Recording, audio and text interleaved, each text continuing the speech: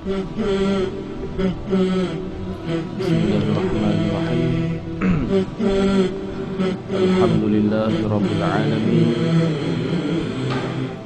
Wassalatu wassalamu ala sayyidina Muhammadin wa ala alihi wa sahbihi ajma'in.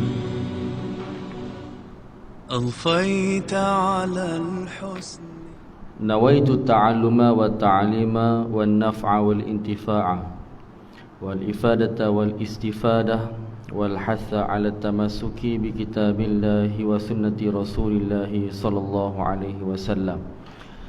أشهد أن لا إله إلا الله وأشهد أن محمدا عبده ورسوله.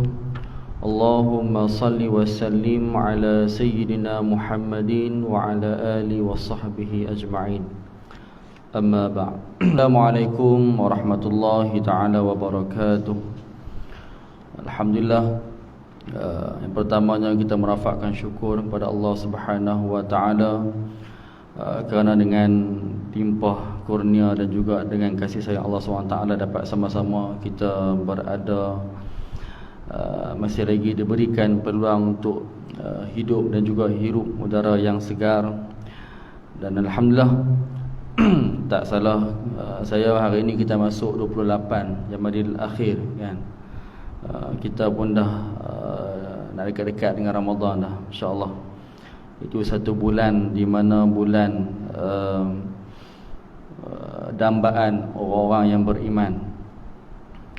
Bila masuk Ramadan ni orang kata suasana dia pun lain kan. Bila masuk Ramadan, mungkin di antara kita ni suasana dia berbeza dan juga dia punya kehidupan harian pun ada sedikit mungkin berbeza, dengan bangun sahurnya mungkin sebelum tu dengan tahajudnya. Kalau orang masuk Ramadan ulang alik pergi Kuala Muda lah, sebab tugas kat Kuala Muda.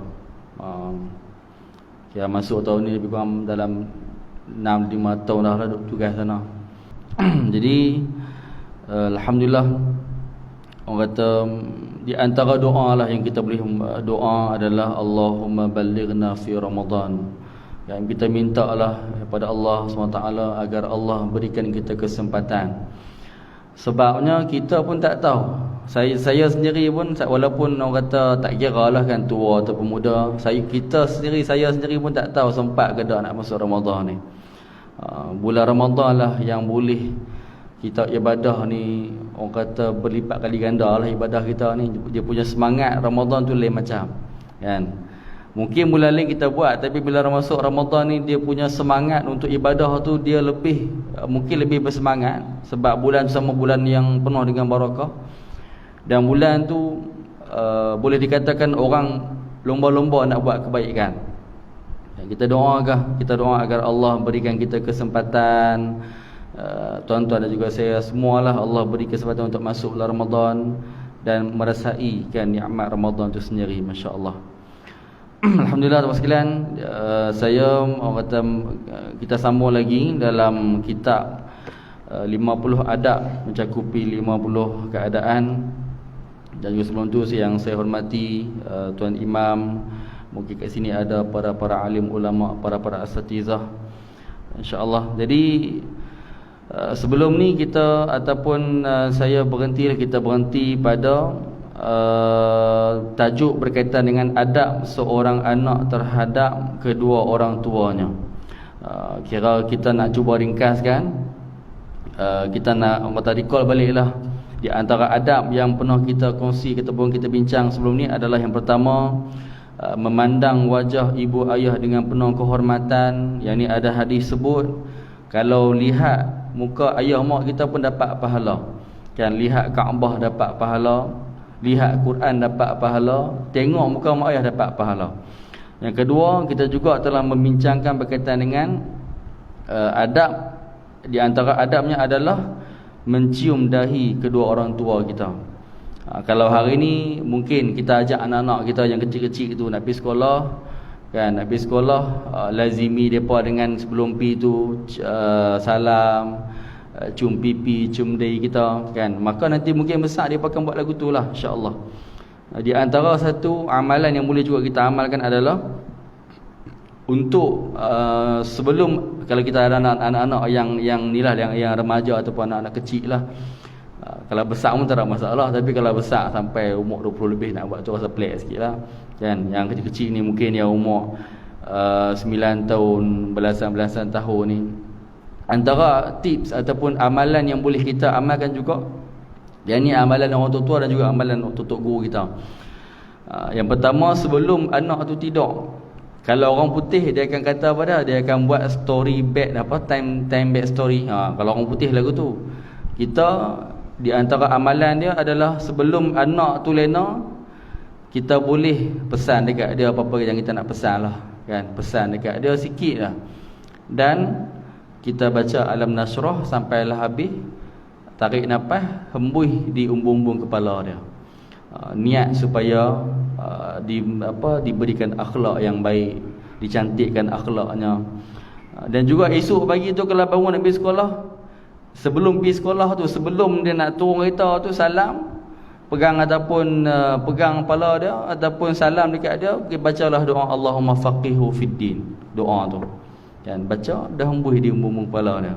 Mudah-mudahan dia ni jadi seorang yang faqih agama, orang yang hebat, orang yang bijak pandai, dan juga orang yang berakhlak kan, insya-Allah. Di antaranya lah kita boleh amalkan dah. Okey. Dan juga kita telah bincangkan di antaranya adalah dalam bab, di antara adabnya mencium tangan dan kaki orang tua. Yang dalam bab mencium kaki ini juga kita telah bincang hari itu beberapa inilah secara ringkas lah.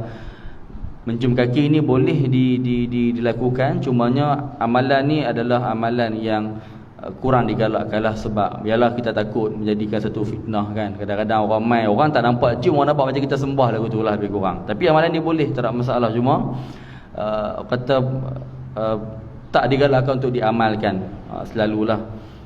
Di antaranya lagi adab dengan ibu ayah, kita menyediakan seluruh keperluannya.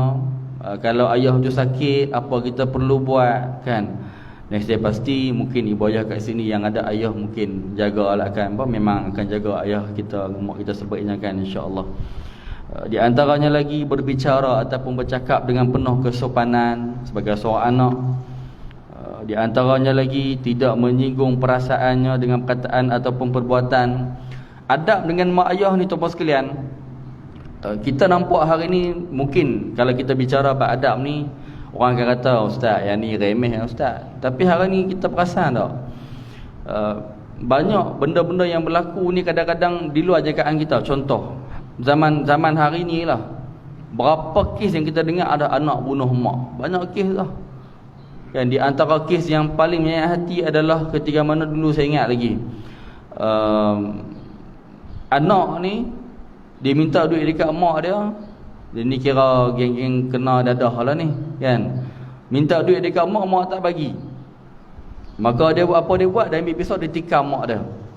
Dia tikam, dia seret mak dia, dia pergi bubuh dalam loji kumbahan. Ayak dia tutup dengan apa ni, penutup simen tu lah.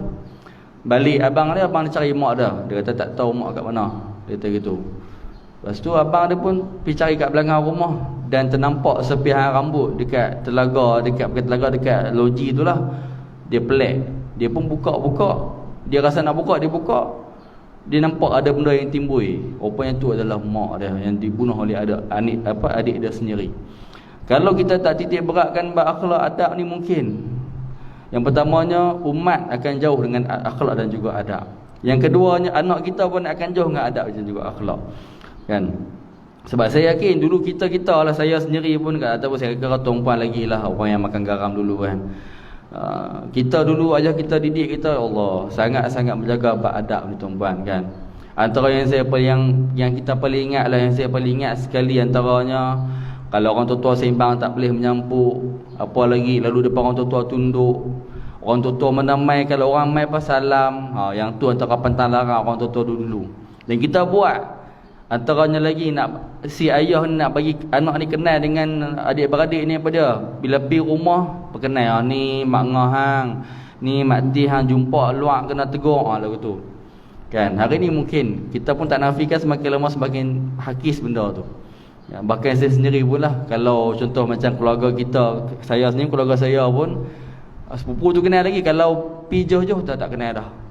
Ataupun kita perasan tapi nak jumpa, nak tegur orang tu jadi macam jadi macam tu, jadi macam segan tak segan. Kalau orang dulu kita nampak dia rapik sungguh, walaupun 2-3 pupu pun dia rapik, sebab itulah di antara yang orang di antara penerapan yang orang tu perlu garapkan kan. Di antaranya lagi, di antara adabnya adalah tidak menyinggung perasaannya ataupun perasaan orang tua kita dengan perkataan ataupun perbuatan yang tidak sepatutnya. Okey, kita sambung lagi insya-Allah. Di antaranya lagi, selalu beristighfar untuk kedua orang tua kita ini di masa hidupnya dan juga setelah matinya ataupun setelah wafatnya. Kan? Nabi sebut dalam hadis, istighfaru al-waladi li abihi min ba'dil maut. Istighfar seorang anak untuk ayahnya ataupun ibunya setelah meninggal, termasuk bentuk daripada sikap kebaktiannya terhadap ibu ayahnya. Antaranya lagi, adab yang seterusnya adalah selalu mendoakan ibu ayah kita ni di masa hidup dan terlebih lagi lah di setelah wafatnya. Nabi sebut dalam hadis, innar rajula la yamutu walidahu wa huwa anqun lahuma fayad'u lahuma min ba'di mamatihima. Maksudnya, sesungguhnya seorang anak yang kedua orang tuanya telah meninggal dunia, sementara itu dia pernah derhaka terhadap keduanya. Kemudian setelah keduanya meninggal dunia, dia selalu mendoakan kebaikan untuk kedua ibu bapanya, maka Allah SWT akan menulis dirinya sebagai anak yang berbakti. Itu nak katanya besarnya anak ni. Sebab itu bila kita mati esok, Nabi sebut, iza mata bani adam qata' illa salas. Bila matinya kita ni kan, matilah kita, hidup kita tak panjang tuan-puan, saat ya Allah ambil nyawa kan. Kalau manusia ni dia nak berfoya-foya ni pun tak lama mana, satu ketika Allah akan ambil nyawa dia, hadaplah apa dia buat kat dunia ni. Masing-masing hadaplah kan. Kalau rasa umur ni panjang sangat, dia tinggal apa Allah suruh, dia buat apa yang Allah larang, buatlah sesuka hati kita. Tapi kita kena ingat, kita balik esok seorang-seorang, siapa pun tak ada, tinggal amalan kita yang main kat kita kan. Amalan itulah nak menentukan kita esok ni kaya ataupun kita muflih di akhirat esok kan. Nabi sebut 3 benda ni yang akan kekal dengan kita esok nanti bila kita mati. Antaranya adalah amalan kita ataupun sedekah jariah kita, ilmu yang bermanfaat ataupun doa anak soleh. Sebab itu anak-anak kita ni ataupun akhlak terhadap, akhlak yang kita tunjuk pada anak-anak kita sangat penting tuan-puan kan. Macam zaman hari ni sangat-sangat mencabarlah. Semalam pun saya ada program di sebelah Bertam sana. Semalam ada satu soalan dia tanya. Dia kata macam mana kalau kita nak kita nak bentuk anak kita ni seorang yang menjaga solat, seorang yang berbakti pada ibu ayah. Dan basicnya adalah setiap mak ayah, siapa-siapalah mak ayah lagu mana pun, mak ayah yang kira kita nak kata mak ayah yang mungkin yang kuat ibadat ataupun kurang ibadat, lagu mana mak ayah pun dia mesti nak anak dia jadi anak yang baik. Itu basic dia. Siapa yang ada anak, ada mak ayah yang ada anak, lagu mana mak ayah pun mesti mak ayah tu nak anak dia jadi bagus. Yang pertamanya, pembentukan anak-anak ni adalah bermula pada mak ayah sendirilah kan. Itu yang kita tahulah, itu yang kita faham kan. Contoh kita hari ni, kita ambil paling mudah kan.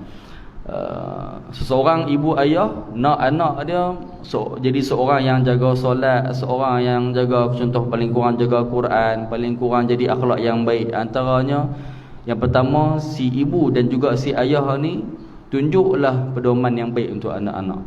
Sebab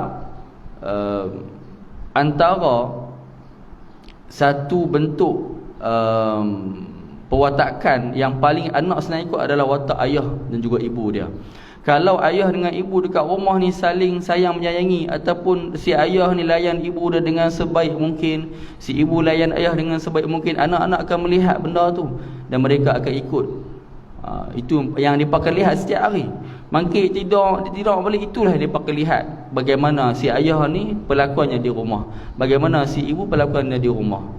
Yang pertamanya berbalik pada pelakuan ataupun watak ibu ayah yang bawa pada rumah. Yang keduanya adalah bagaimana si ayah ataupun si ibu ini kan bersama-sama dalam mendorong anak tu sendiri. Contoh, kalau ayah ni balik rumah ni, kira kita sebagai anak cerita, maksudnya sebagai muhasabah bersama lah kan. Saya pun muda lagi, anak pun kecil-kecil gitu kan. Cuma kita belajar lah. Mungkin ada salah tang sini tang sana kan, kita perbaiki kan. Kadang-kadang si ayah ni kan, seharian dah kerja, anak-anak balik daripada sekolah petang, mungkin maghrib baru jumpa ayah.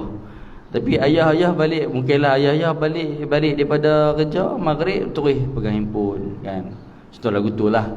Kalau kita nak refleksi diri kita sendiri, kita cuba renung sat, kita cuba fikir sat dalam sehari, dalam hidup kita ni, ataupun sehari yang berlalu setiap hari ni, dalam sehari tu berapa jam yang kita betul-betul ada yang masa, contohlah ada masa dengan anak kita mungkin 3-4 jam yang sebelah malam tu. Dalam 3-4 jam tu mungkin, ataupun cuti hari ni panjang masa, dalam panjang masa tu berapa jam yang betul-betul kita bagi sepenuh hati kita dan juga otak kita pada anak kita. Maksudnya kita tumpu sungguh dekat dia, kita main dia, kita layan dia, kita dengar luahan hati dia berapa minit ya kan. Mungkin ada setengah ibu ayah yang betul-betul sungguh-sungguh dia buat, masya-Allah kan. Bila anak, contoh anak pergi sekolah kan, anak pergi sekolah, watak kat sekolah mungkinlah dia seorang yang suka sembang banyak apa semua. Bila balik rumah dia pendiam. Yang tu mungkin something wrong somewhere. Kalau anak ada dua watak yang berbeza, bila pergi sekolah, maksudnya di sekolah dia lagi ceria berbanding di rumah, yang tu mungkin ada something wrong somewhere. Kalau anak di rumah ni, kalau lain lah, kalau anak tu pendiam tu lain cerita. Yang ni anak jenis suka cerita, tapi di sekolah cikgu kata, dia ni mulut banyak dekat sekolah, tapi dekat rumah dia pendiam. Mungkin dekat rumah tu ada something wrong somewhere. Sebab anak dia punya logik akal dia akan jadi diri dia sendiri kalau dia selesa tempat tu. Kan antaranya lah. Maka berbalik pada ibu ayah lah. So, mungkin ibu ayah ni dia boleh tengok balik macam mana perwatakan anak tu. Kalau anak tu dia ada masalah, dekat siapa yang dia akan share. Kan kalau dia share ni dekat mak ayah, masya-Allah, baguslah. Tambah-tambah anak perempuan lagi takut. Kalau ada share tu boyfriend dia, jahanam. Hak tu kita risau. Zaman lah jangan buat main, zaman lah budak-budak zaman lah dahsyat. Hari tu saya biasa lead satu camp cuci sekolah lah, camp apa anak soleh. Yang camp ni pun paling tua darjah 5, darjah 6, paling tua. Yang ikut saya ni Fesi daripada ataupun budak-budak pelajar daripada darah hadis, umur dia berbelah-belahan 14-15 tahun. Kan yang kami duk jaga duk buat ni camp untuk budak-budak sekolah rendah. Paling muda umur dah 3, paling tua umur dah 6 ataupun dah 5 aja. Nak kata zaman law punya dahsyat ni. Hak budak dah 5 mai tanya saya, "Ustaz, abang tu nama apa tau? Abang tu form 4, form 5 dah." Tanya nama apa tau, Ustaz? Ada nombor telefon tu. Allah. Kita berkata hang lain macam no. Minat tak kena gaya no. Hang kerja apa? Maksudnya lain macam. Lepas tu bila tengah-tengah dia duduk makan ni, ada budak lelaki duduk menangis. Menangis pasal apa? Kita bertanya pasal apa menangis. Dia berebut awek saya tu, dia 5 menangis. Tak betul ni, cerita betul. Sampai pengurusi masjid kata, "Weh, hang lain macam ni," kata. Tengah-tengah makan menangis. Rupanya member sebelah duduk usin ambil awek dah. Tu dia. Kita pun nak kata apa, tapi boleh gelak lah. Nak kata zaman hari ni, kalau silap cara, dia boleh luah dekat orang lain pada menerima ayah dia. Mungkin balik rumah dia tak kata apa, tapi di belakang kita mungkin dia luah macam-macam dekat lelaki yang lain, mungkin lain pada ayah. So nak katanya anak perempuan ni lagi lah berat kita nak jaga. Macam saya dua orang perempuan, duk fikir risau jugalah. Kan memang bila saya pun duk rajin juga tengok orang yang share tips-tips untuk anak-anak ni kan. Kalau anak-anak ni dia ada dua watak. Kadang-kadang anak kita ni ada dua watak. Di tempat lain dia nampak ceria, di rumah dia jenis pendiam. Yang tu mungkin ada something wrong somewhere, yang dia tak selesa dekat rumah. Yang tu yang bahaya sebenarnya. Kalau anak ni di rumah dia suka cerita, dia balik sekolah dia cerita kat mak ayah dah, yang tu bagus. Yang tu yang paling bagus. Tambah-tambah anak yang dia buat salah pun dia cerita. Ni tadi adik buat sekian, cikgu tibai adik. Yang tu bagus. Maksudnya dia jujur, dia cerita habis kat mak ayah dia, maksudnya dia selesa. Orang yang dia jatuh tu kira dia selesa tu kira bagus ya. Maksudnya dia selesa dengan kita. Dia suka cerita, maksudnya dia selesa dengan kita. Dan jangan pula kita pergi marah dah, ni cakap banyak handiam Ustaz tu dia. Tak pula. Maksudnya kita dengarlah. Itu di antaranya lah kan. Nak katanya itu di antara satu perjalanan untuk didik anak-anak kita. Sebab nanti dia akan besar. Macam baru ni mak saya kata, dia kata hampa ni habis kuat mak jaga hampa sampai umur 12 tahun lah. Masuk form 1 pun lebih asrama, cikgu jaga hampa, mak tak jaga hampa dah tentu. Mak saya kata gitu, dia kata. Saya ada 5 adik-beradik. 2 orang je pergi asrama, yang 3 orang tak pergi asrama. 3 orang semua duduk rumah dekat-dekat. Ayah saya cikgu, jadi 3 orang tu sekolah dekat sekolah ayah saya. Jadi dia pergi ikut ayah saya lah. Dan mak saya kata, hang ni dulu mak kat hampa-hampa ni mak juga sampai umur 12 tahun lah. 13 tahun pakai pergi asrama habis. Maksudnya sepanjang daripada kecil sampai 12 tahun tu lah, itulah masa yang macam mana mak ayah ni dia nak treat anak-anak dia tu. Jadi walaupun pergi keluar macam mana pun, dia nak mak ayah dia balik. Maksudnya dia akan rindukan mak ayah dia. Dia pergilah jauh mana pun, mak ayah dia agak dia cari. Itu yang mahal sebenarnya. Dan itu yang mahal. Kadang-kadang tengok anak-anak, okay, contohlah tengok siapa-siapa yang ada anak ni, anak dia sayang dekat dia dan hormat dia, tu yang paling mahal. Bukan sebab takut, sebab hormat, sayang dan hormat, yang tu yang paling mahal. Dan itu bergantung pada kita lah, macam mana kita layan anak kita. Kalau ada terkurang tak mana, kita pakat-pakat muhasabah, insya-Allah. Itu adalah kita punya aset kita, tuan-puan, kan. Tak ada orang lain dah. Tuan-puan ada anak tuan-puan, saya ada anak saya sendiri, kita semua ada anak-anak kita, zuriat kita sendiri. Nanti bila kita dah tak ada, itulah yang akan mewarisi, kan. Kalau ayah, kalau kita ni boleh bentuk depa jadi orang yang berguna, orang yang baik, nanti pahala kepada kita pun akan mengalir elok je kat kita, kan. Kalau kita didik anak kita sebagai seorang yang sekian, insya-Allah. Kalau sebaliknya, masya-Allah lah, kan. Okey, lagi seterusnya insya-Allah. Di antaranya lagi, di antaranya adab, kan, tidak lebih mengutamakan isterinya berbanding orang tuanya atau berbanding ibunya. Sebab bila kita berkahwin, bagi orang lelaki, yang ni mungkin semua tuan-puan yang yang arif lah bab ni, kan. Bila kita berkahwin ni, si lelaki ataupun suami ni, orang pertama yang dia kena taat adalah ibu dia. Yang kedua baru isteri. Tapi bagi isteri yang berkahwin, orang pertama dia kena taat adalah suami dia. Lagu tu, kan. Maka kalaulah si isteri ni ada melarang hak lelaki balik kampung, tak kenalah. Sebab dia kena faham, bila kita mengaji ni kita kena faham, suami kita ataupun si lelaki kita ni, orang pertama dia kena hormat adalah ibu dia sendiri. Selagi mana ibu ni tak ajak benda-benda yang tak elok, taat pada ibu dia, kan. Kadang-kadang contohlah kita lama tak balik, yang ni memang saya kira yang ni mungkin berlaku dalam banyak rumah tangga. Mungkin si isteri tak rapat dengan mak mertua, yang tu memang banyak yang berlaku dalam rumah tangga, kan. Bila lama tak balik, mak pun rindu dekat apa laki kat anak adalah bila nak balik bang.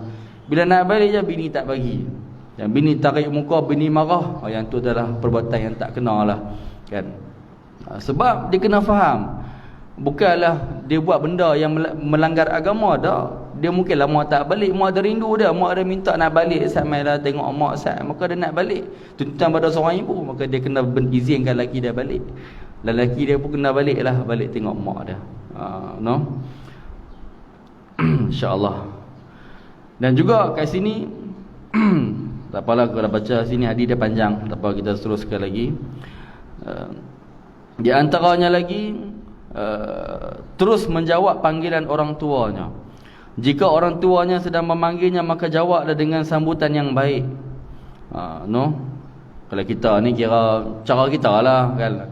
Setengah orang macam orang ni lah, kan. Hari ni apa duk viral isu apa, isu itulah, isu penceramah itulah, maksudnya isu penceramah duk guna dialek negeri-negeri sendiri ni kan. Macam contoh macam MB Kedah dia guna bahasa negeri kita. Orang yang mungkin tak tahu dia kasar-kasar. Macam saya kahwin dengan orang Melaka. Ui, lagi dahsyat agak orang Melaka ni. Dia punya cakap tu kita tak tahu dia marah ke tak marah. Dia bunyi sama. Dia punya nada tu dia pergi tinggi sampai.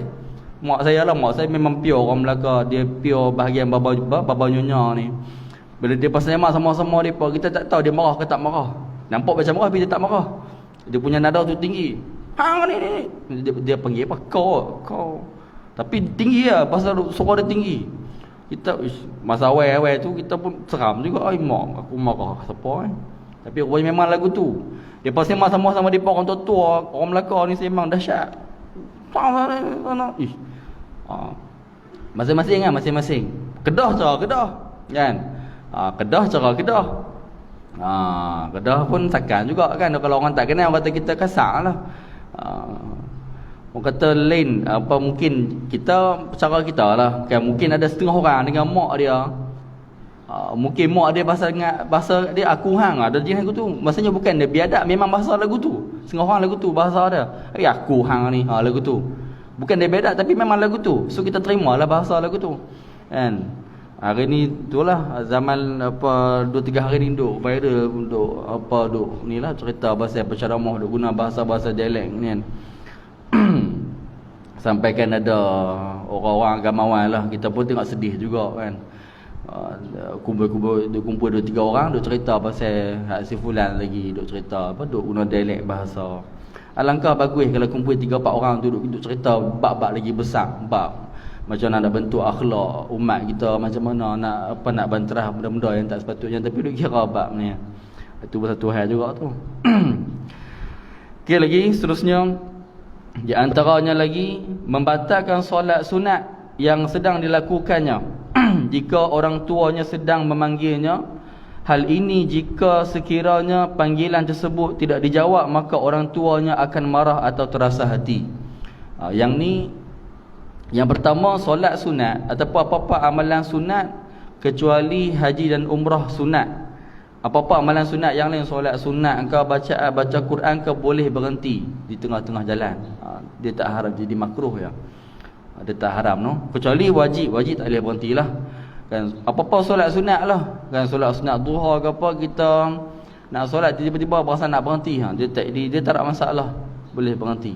Teman-teman pasal contoh kita tengah solat sunat, tapi janganlah orang berhenti, jarang-jarang orang buat gitu. Tapi selalunya orang kata terus lah, cuma kalau tengah-tengah solat sunat tiba-tiba mak keluar kita kan. Oi ni oi, orang tua lah dia keluar.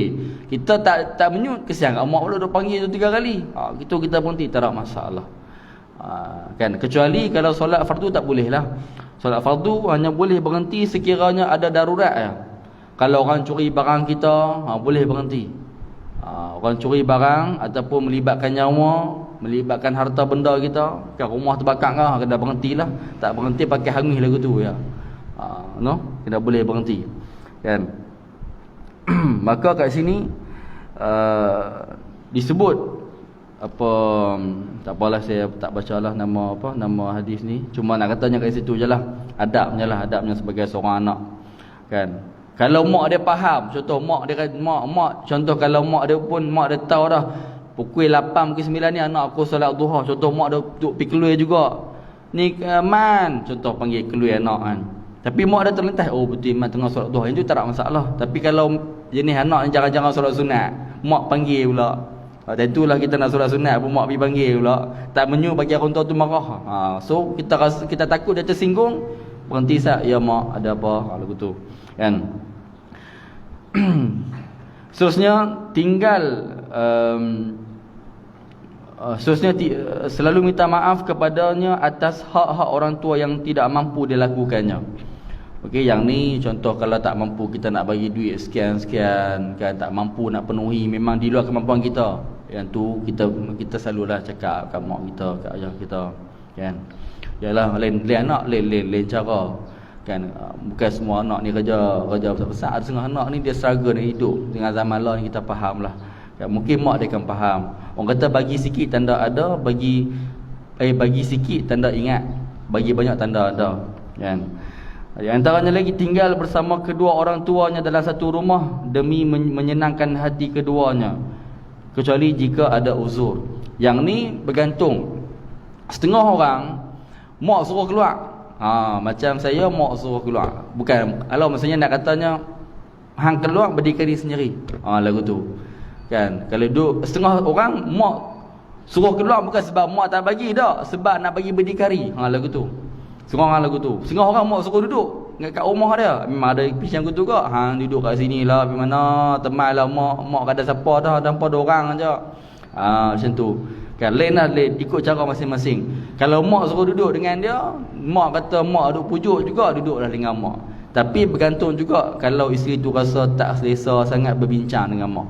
Ada juga kes yang mana mak suruh duduk dengan dia, mak kata duduklah dengan mak ni, kata mak kada siapa dah, hampa ada orang je, 5 pi jauh dah, PKL ramah, tinggal hampa ada orang je duduk dengan mak pun, takkan pernah duduk luar. Tapi bini pula kata, payuh abang duduk dengan mak satgi. Satgi abang kadang-kadang abang balik apa semua, mungkinlah abang balik sekali-sekala kita kena pakai tudung apa semua. Jadi dia tak ada privacy Jadi itu boleh bincang dengan mak kita, kan. Janganlah sampai setahap ada pergaduhan pula. Memang yang tu pun adalah beberapa kadang jadi isu juga. Cuma nak katanya bergantung pada mak. Kalau bini kita selesa, alhamdulillah. Setengah orang sampaikan tahap dia bersalin pun yang jaga adalah mak mertua dia. Yang tu kira dahsyat. Ada sampai tahap lagu tu. Dia bersalin pun dia nak mak mertua jaga. Bukan mak dia tak balik, mak mertua jaga. Kan. Maka bergantung pada keadaan masing-masing. Lain orang lain caralah, kan. Seterusnya lagi,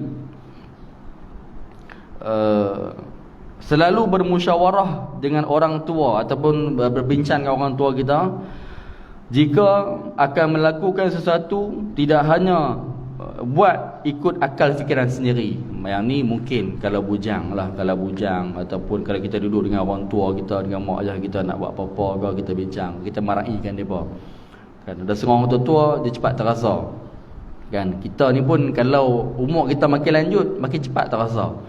Tambah-tambah macam saya pun bila orang tu kata hang jaga, contoh dia kata aku ni, hang kena ingat Pak Haji ni dia ada encik manis, cepat terasa. Memang betul tuan-tuan, orang yang ada penyakit ni dia cepat touching. Tambah yang ada encik manis ke, yang ada apa-apa lah masalah kesihatan ni, dia cepat terasa sungguh, kan.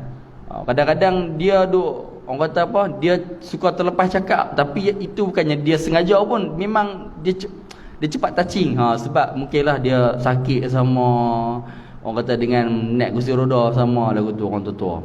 Okey. Maka seterusnya kita tutup sikit dengan di antara kita nak tutup dengan apa dah, dengan adab ataupun apa yang perlu si ibu ayah ni tunaikan kepada anak-anaknya pula. Jadi kita tutup yang ni lah, insya-Allah. Yang pertama, si ibu dan juga si ayah ini perlu memberikan nama yang baik seperti nama para nabi, orang-orang soleh. Okey, maka disunatkan ataupun bagilah nama-nama yang baik pada anak-anak kita kalau kita daripada depan lahir.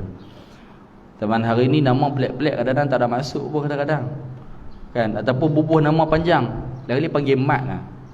Mat ada dua masuk tu. Antara maksudnya mati. Contoh gitulah contoh, tapi nak katanya nama bagi paling kurang bagi ada nama, bagi ada maksud yang baik. Paling susah bubuh nama sahabat, Daniel ke apa lagi, Uwais ke, bubuh nama sahabat. Kita gunakan orang kata semangat para sahabat tu. Bubuh nama ini tak ada masalah, tapi kalau boleh pastikan ada maksud. Kadang-kadang bubuh nama yang tak ada maksud ni kadang-kadang banyak dia reka-reka, kan. Dia reka-reka yang pelik-pelik dah, nak bagi sama, nak bagi moden dia bubuh. Dia kadang-kadang gabung 3-4 nama. Digabung 3-4 nama ni, kesian kat anak tu lah nanti nak jawab exam. Tulis nama ada setengah jam. Mau anak tu jadi susah nak tulis, kesian, kan. Nama tak kisah, cuma kita bubuh nama-nama yang baik, nama-nama yang ada maksud sebagai kita mendoakan dia, kan.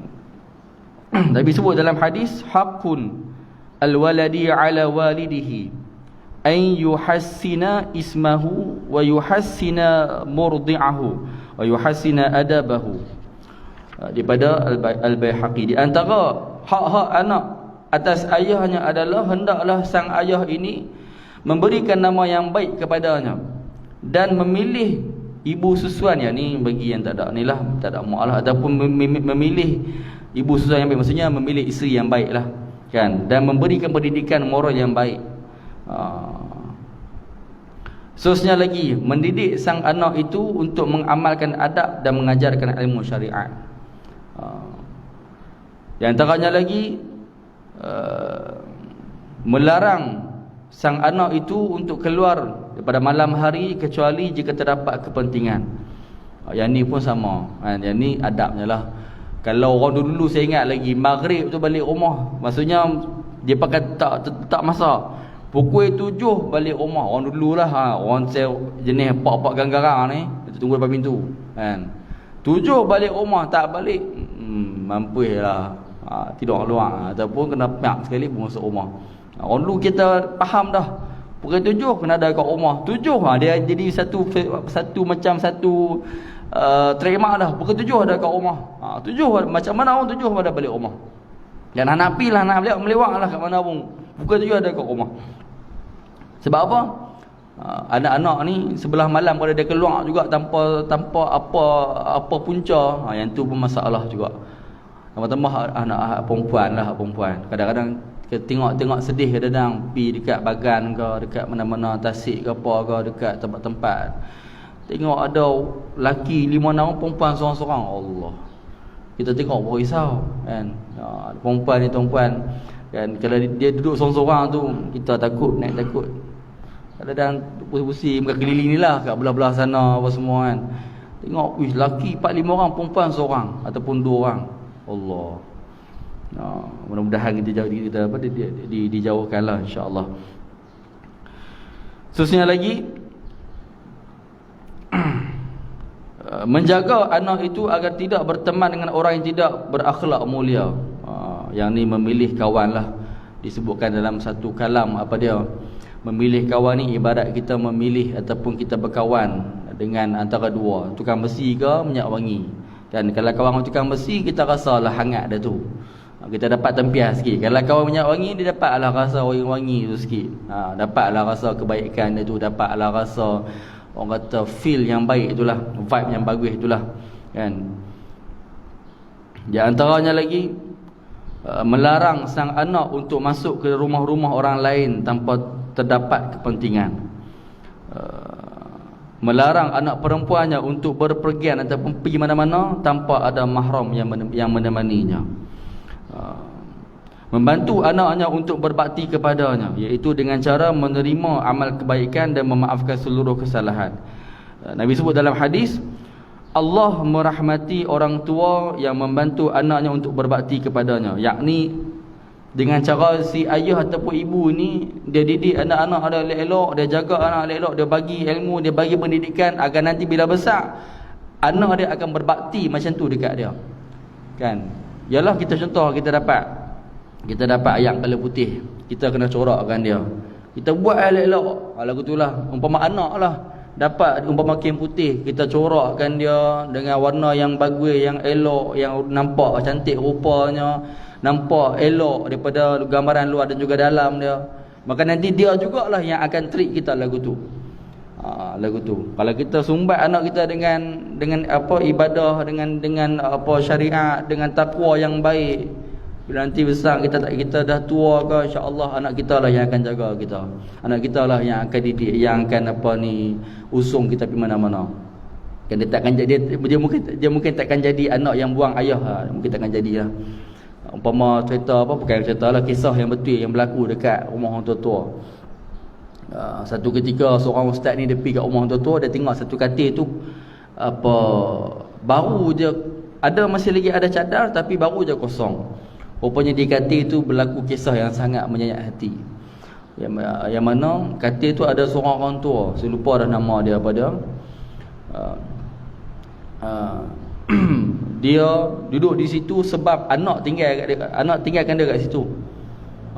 Si anak ni kata kat mak dia, mak jom pergi jalan-jalan. Rupanya bukan berjalan-jalan, pergi tinggal mak ni dekat rumah orang tua. Tinggallah mak kat rumah orang tua selama beberapa tahun. Mungkin 7 tahun, mungkin 8 tahun, mungkin beberapa tahun lah yang agak lama. Satu ketika, satu hari ni mak ni dapat laporan ataupun dapat tahu daripada penjaga ni, dia kata, makcik, esok petang ataupun satgi petang anak makcik nak mai ambil anak makcik. Dia kata gitu. Satgi petang anak makcik nak mai ambil makcik. Makcik tunggu dah, makcik siap-siap tu. Bila mak ni, dia dah lama tak jumpa anak dia, kan? Anak tu kata, mak ni bagus dia, bagus. Anak ni buat apilah apa kat mak pun, mak takkan mudah dendam pada anak-anak. Saya jumpa lah beberapa keluarga yang anak ni buat macam-macam kat mak, tapi mak tak pernah dendam kat anak-anak. Sampaikan ada keluarga yang anak ni kedekut dengan mak, nak beli apa pun dia akan claim kat mak dia. Mak nak beli saya, saya claim kat mak. Allah, ada lagu tu. Memang ada.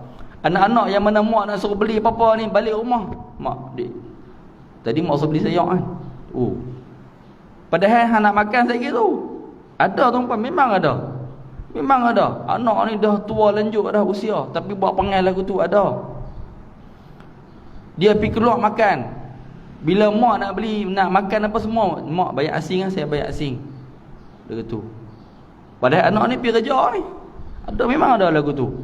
Kan? Maka nak katanya, tadi lupa dah teman nak tadi.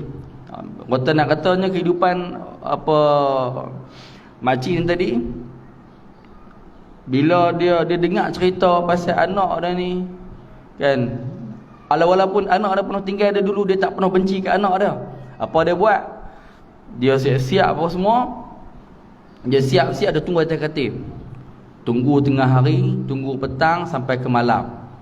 Sampailah ke tengah malam. Lepas tu dia penjaga kata, makcik jom kita makan. Makcik dah tak larat dah tu. Dia pun tak main dekut makcik. Yalah mak ni, anak kata nak main kan. Walaupun anak macam mana pun dia sayang anak dia, tunggu anak dia. Dengan beg dia siap dah. Angkat letak beg kat katil semua siap. Sampai ke tengah malam, sampai ke pagi, dan dia pun lena. Dia tak makan apa pun tak. Dan esok pagi tu, doktor tengok dia dah tak ada dah, dia meninggal dah. Meninggal dalam keadaan, mungkinlah dalam keadaan Allah melaknati anak-anak lah, sebab anak-anak buat mak lagu tu, kan. Tapi itulah mak ni, anak buat apa dia takkan marah. Yang saya jumpa beberapa keluarga yang lagu tu pun mak tak marah tu. Mak dia tu, walaupun anak buat lagu tu, nak makan buat ingat anak. Tapi anak tu bila mak suruh beli apa-apa, claim balik kat anak, beli kat mak, jadi mak suruh beli sayang. Mak nak makan, mak bayar asing, saya bayar asing. Dahsyat. Ada lagu tu tuan-puan. Sebab itu kita kata adab dan juga akhlak ni adalah sangat penting tuan-puan. Sebab yalah kan, sebab nantilah macam saya pun mungkin muda lagi, tapi kita semua akan, yalah saya pun akan jadi tua, anak-anak kita pun akan besar. Macam mana kita didik anak kita, lagu tu lah nanti mereka akan jaga kita. Kalau kita didik sebaiknya, insya-Allah mereka lah yang akan mandi kita, solat jenazah kita, kan, nanti dekat alam sana mungkin kalau kita apa bentuk elok, insya-Allah dekat sana pun kita seronok lah tengok kan, dapat saham pahala kita. Kalau sebaliknya, na'udzubillah. Itu di antara tu sekalian. Jadi kata insya-Allah saya rasa untuk tajuk ni dah pun saya cuba ringkaskanlah. Tajuk ni dia punya uraian dia agak panjang lah, cuma kita ringkaskan dengan waktu yang terhad ni, insya-Allah. Mudah-mudahan lah kan, mudah-mudahan dapat sama-sama kita ambil kebaikan, ambil iktibar.